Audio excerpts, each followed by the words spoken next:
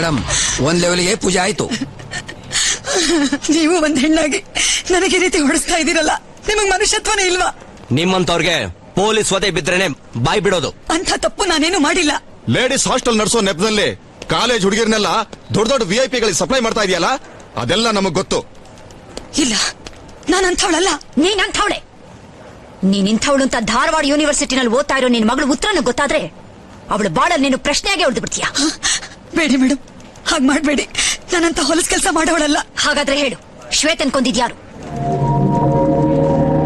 ತನ್ನ ಕಣ್ಣಿಗೆ ಬೀಳೋ ಹೆಣ್ಮಕ್ಳನ್ನ ಕಾಲಿನ ಕಸ ಅಂತ ತಿಳ್ಕೊಂಡಿರೋ ಆ ಭೂಪತಿ ಮಗ ವಿಕ್ಕಿ ಕಣ್ಣು ನಮ್ಮ ಹಾಸ್ಟೆಲ್ ಅಲ್ಲಿರೋ ಐಶ್ವರ್ಯನ್ ಮೇಲೂ ಬಿತ್ತು.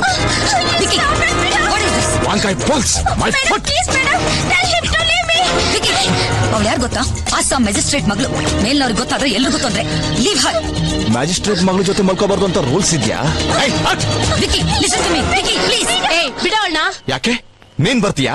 You idiot. ಏನ್ ಮೇಡಮ್, ಏನಿದು ದೌರ್ಜನ್ಯ? ಇದನ್ನೆಲ್ಲ ನೋಡ್ಕೊಂಡು ನೀವು ಸುಮ್ನೆ ಇದ್ದೀರಾ? ಹುಡುಗಿರಿಗೆ ಸೆಕ್ಯೂರಿಟಿ ಕೊಡಕ್ ಆಗ್ಲಿಲ್ಲ ಅಂದ್ಮೇಲೆ ಹಾಸ್ಟೆಲ್ ಯಾಕೆ ನಡೆಸ್ತಾ ಇದೀರಾ? ಮೊದಲು ಅವಳನ್ನ ಬಿಟ್ಟು ಹೋಗೋಕ್ ಹೇಳಿ. Watchman, watchman. ಏಯ್ ಪೊರ್ಗಿ, ನನ್ ಕೆಪಾಸಿಟಿ ಗೊತ್ತಿಲ್ದೆ ಮಾತಾಡ್ತಿದೀಯಾ? ನೀನು ನಿಮ್ಮಪ್ಪ ಬಿಡೋ ಉಸಿರಿಗೆ ಇಡೀ ಊರ್ಗೂರೇ ದುರ್ವಾಸನೆ ಹೊಡಿತಿದೆ ಅನ್ನೋದು ಗೊತ್ತು. ನಿನ್ನಂತವ್ನಿಗೆ ಹೇಗ್ ಪಾಠ ಕಲಿಸ್ಬೇಕು ಅನ್ನೋದು ನಂಗೆ ಚೆನ್ನಾಗ್ ಗೊತ್ತು.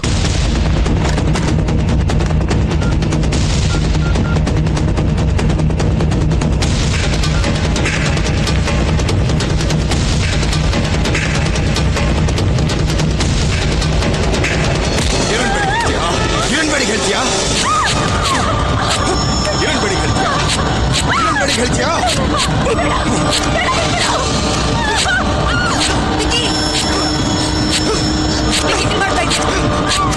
ಮಾತ್ ಕೇಳು. ನಿಮಗೆ ಹೇಳ್ತಾ ಇರೋದು ಸ್ಟಾಪ್ ಇಟ್ ವಿಕ್ಕಿ.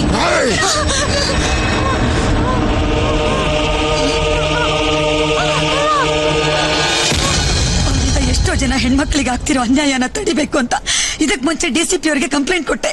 ನನ್ನ ಮಗ ಹಾಸ್ಟೆಲ್ ಅಲ್ಲಿರೋ ಹೆಣ್ಮಕ್ಳನ್ನ ಬಲವಂತವಾಗಿ ಎಳ್ಕೊಂಡೋಗಿ ಅವ್ರ ಬಾಳ್ನ ಹಾಳು ಮಾಡ್ತಿದ್ದಾನೆ ಅಂತ ನೀ DCP ಅವ್ರಿಗೆ ಕಂಪ್ಲೇಂಟ್ ಕೊಟ್ಟಿದ್ಯಲ್ಲ.